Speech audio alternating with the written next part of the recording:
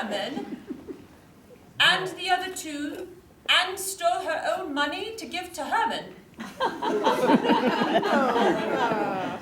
It's not a fully baked idea yet, but it's coming together.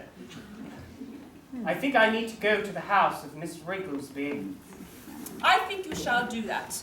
It's a good idea. I think you need to work this one out a little bit more. Oh, Miss Marple, were you at my house? I was. Oh, please. I was just leaving your parlor. Oh, please, come in. Was that the detective I saw leave? Yes, he shall be back. Jane, do you have the address of Miss Wrigglesby? Oh, never mind. I'll go ask the detective. Nice meeting you. Yes. Well, I'm sorry. I'm in a rush. I'm going to meet Herman. My dear. I know. No. I think we're going to be reunited. Oh, no, you have not heard. What? Well, your Herman, I'm so sorry, but he has passed. In fact, no, he was killed.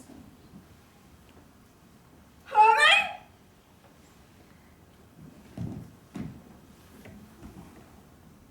Killed? Yes. Oh my God, Joseph, what have you done? My dear, I think it is time you tell me the real reason why you suspect your brother. I don't suspect him. I'm so concerned for him. You see, he was such a sweet little boy. He had such rosy cheeks. And we would, sometimes, do you see this blade above my fireplace? Yes?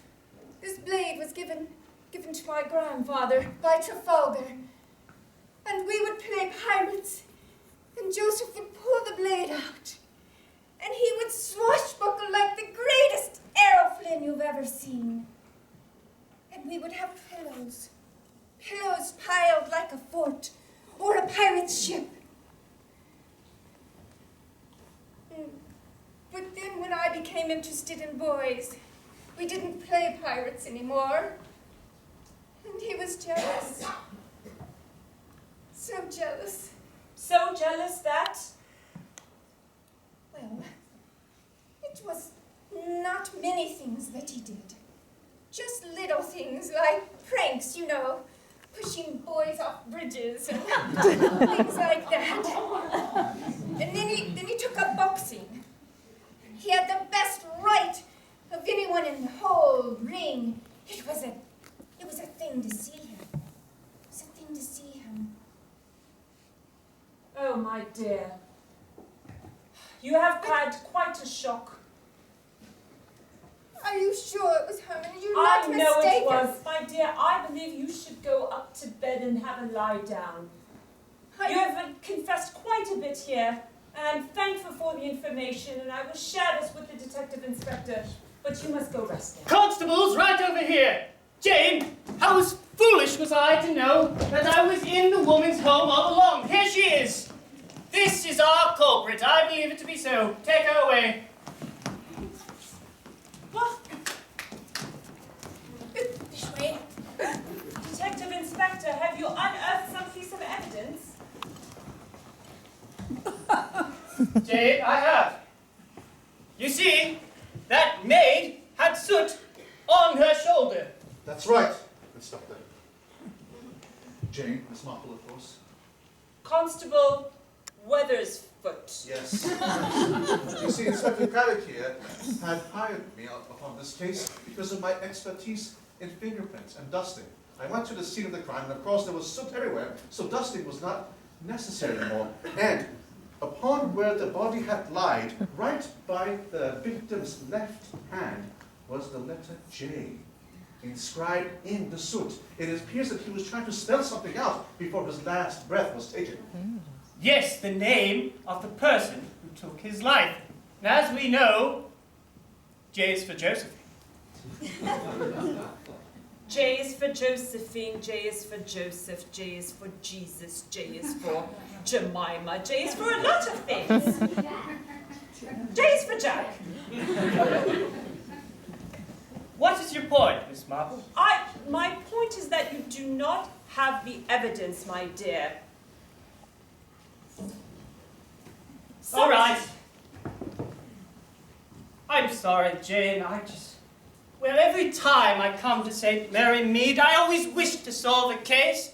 Every time I'm thwarted.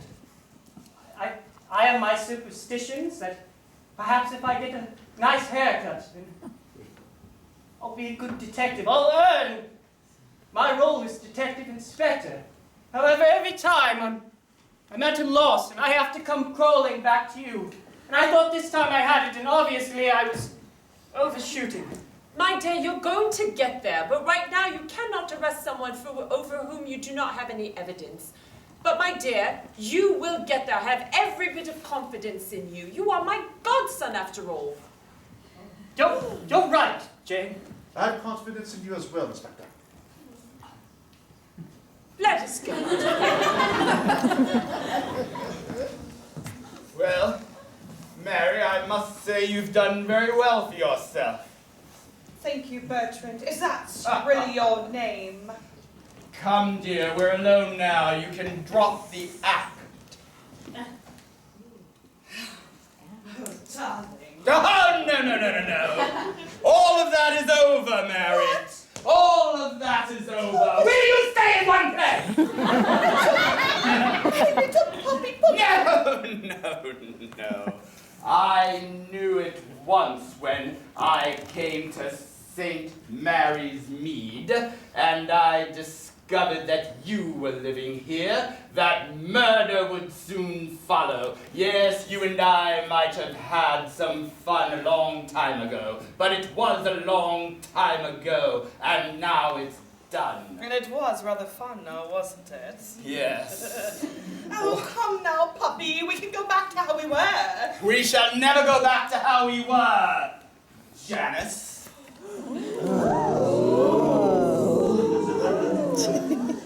That name is dead. Seems like a lot of things die when you're about. You never did quite accept the fact that I had moved on, that I had loved Estelle with a shining, bright purity that our lust could never match. Well, then why give me a lock of your luscious hair that sits in the locket beneath my clothes? Yes, you might have had your fingers through my hair at one point. And my hair were a very long time ago. Oh, don't be daft, darling. You know that I could ruin you in a town like St. Mary Mead. Don't you see I'm ruined already? Don't you see I'm broken by her death? But look at you. You ostensibly were in love with Herman, were you? Well, he's dead. Have you shed a tear? Do those withered cobwebs of eyes even remember how to cry? Darling, you know I don't have emotions. Except for love. You were the exception to that. When I am with you, puppy, I feel everything. I still do. Stand over there!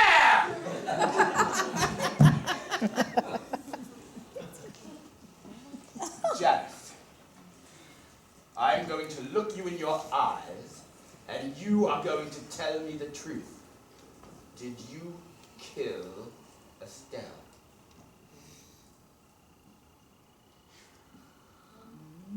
Well, I thought she was a dastardly lady, but no, I did not kill her. Did you kill my mama? Did you kill Herman? Because I've had my eyes on you from the start. In fact, I was just about to call Jane Marple and Inspector Craddock to come over and tell them all about you and your past.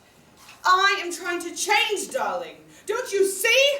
This new life is mine. You have no right to be here. And if you didn't do it, then who the dickens did? Well, obviously Josephine. Which is why you must help me. I have a scheme. We must go to her home, rob her blind and just get out of town. What do you say? Just you and me again. There's no more Estelle in the way. I could be your Estelle.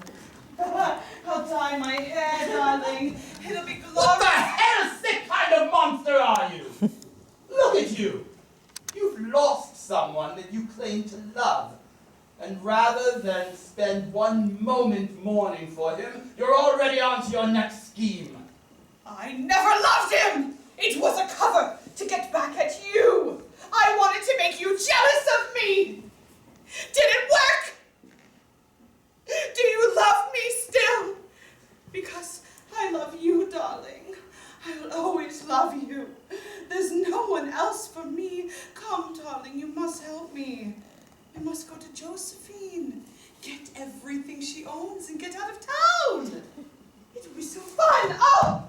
You are a sick and pathetic creature. I know, that's why you love me!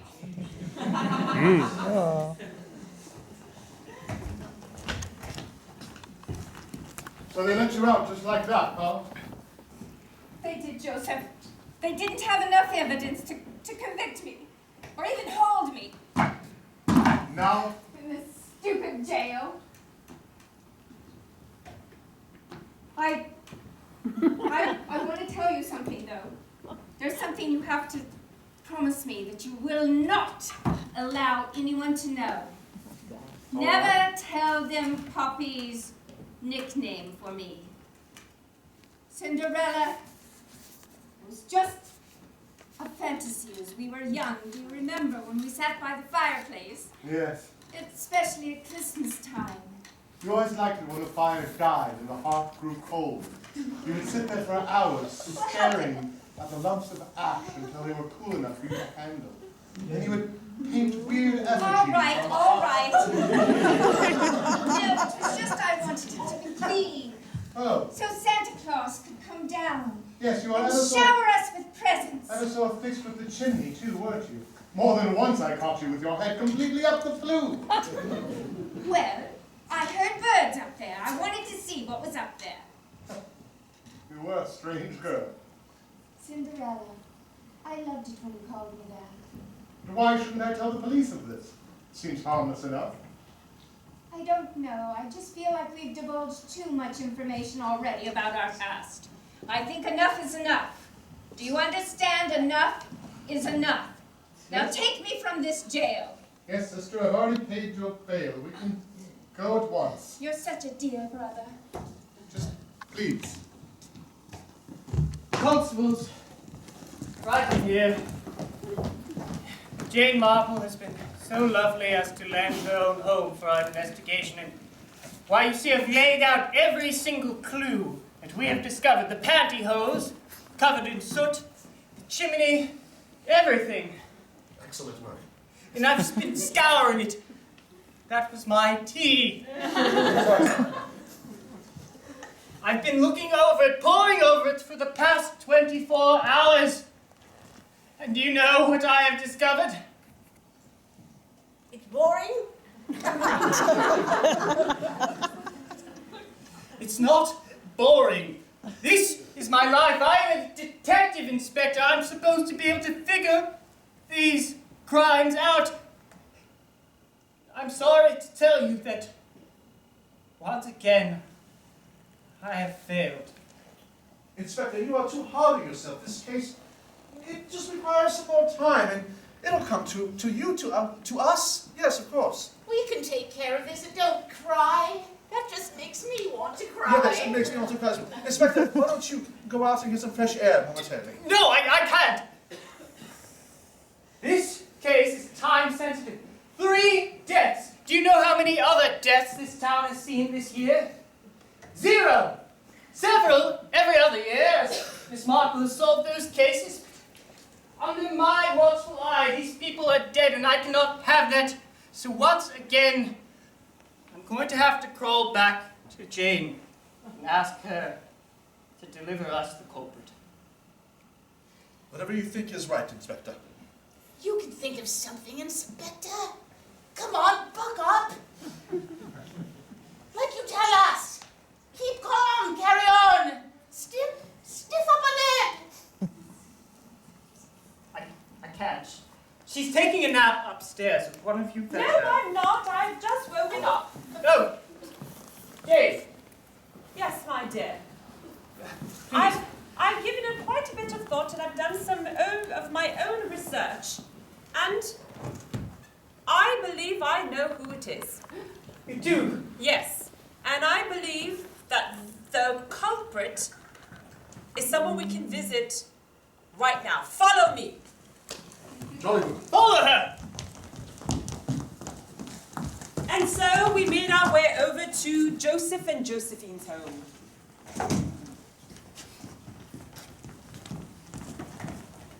Oh, do come in. I was so pleased when you discovered that there wasn't any evidence for either of us. Oh dear, I don't think I have enough service for tea. I can check the cabinet. Joseph, don't worry, darling. Ah. Just come back. Well, are you thirsty for tea? Oh no, I've had quite enough, thank you. I had some lovely cucumber sandwiches at home after I woke up from my nap. I must insist, Mr. Joseph, that you do enter the living room. That's my favorite. Right? Joseph? Dear Cinder Girl. You know, my dear, no, I know that about you. When you would come over to my garden and throw cabbages at each other, you called her Cinder Girl. It's true. Oh, I have a mental memory like a steel trap. I remember everything. Oh, and Joseph, you're so strong. Look at those arms. My goodness, they're so... You could just push things around, shove things up and down, can't you? Yes, I can. I've always been able to throw a full half barrel over the fence. he's always pumping iron. My dears, why did you both do it?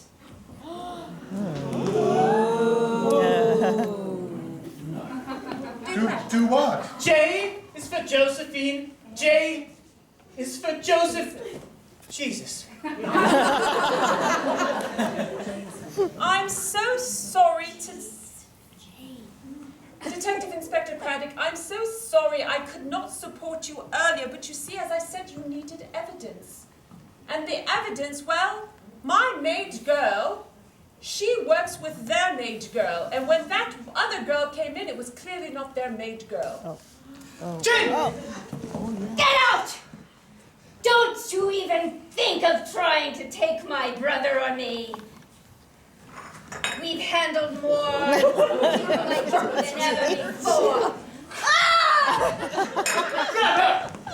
Stop it! Stop it! Watch his fists! They're surly! Stop. All right, Miss Marple. We should have known, since we've known you since we were children, that we wouldn't get away with it. You see, my poor sister grew so jealous of Mary that she snuck after her one night and ambushed her and threw pantyhose over her face, and it actually turned out she had followed the wrong woman out of the Well, house. she was that stupid girl's mother. And I killed that poor Estelle lady just to throw you off the track. She seemed like a nobody new to this town. Nobody would care if she was gone, and I just wanted to see if maybe we could shake it up and people wouldn't know. It was brilliant. I hung a very fuzzy Persian cat down the chimney and lured her towards it, and when she chased it, I snuck around the duvet and shoved all my hands and broke the cuffs. Cuff me again. Use better cuffs than that, my man. These hands are made for fighting. They are. They're the golden cuffs. And killing Herman was my pleasure. We did that together. I finally convinced her he was a rapscallion. And so we Just like gave him father. the keys to her security box. But inside was a surprise. We set a trap. That's right. Surprise no one noticed. A tiny little dart from the forests of Brazil pierced his jugular. And as he went to sleep forever, we painted a soot toupee upon his head. Beyond evil. His strength was nothing but dust. At least we'll swing together, my sister Josephine. I'm sorry, Mama. Papa. Off with you. James. Joseph, Detective Inspector, it breaks my heart. I really did like their parents so much, and they were odd little children, but it broke my heart. But you see, I could see it in her face. She was lying all the time. She lied about the woods. She lied about her brother and that boxing accident. That did not happen. You see, my maid knows that story, and she knew it to be false. And so when I set my maid upon her maid to inquire, she said that she had found a vault full of ashes and pantyhose. So you will find that as your evidence, but you don't even need it because they admitted everything. But my heart breaks. It hurts. I'm sorry, Jane. I know that they were like niece and nephew to you. Yes. But you were right, don't you see? You doubted yourself that whole time, but you were partly right. You just needed to be pushed a little further. I was right. You were right. I was right. You were right. No.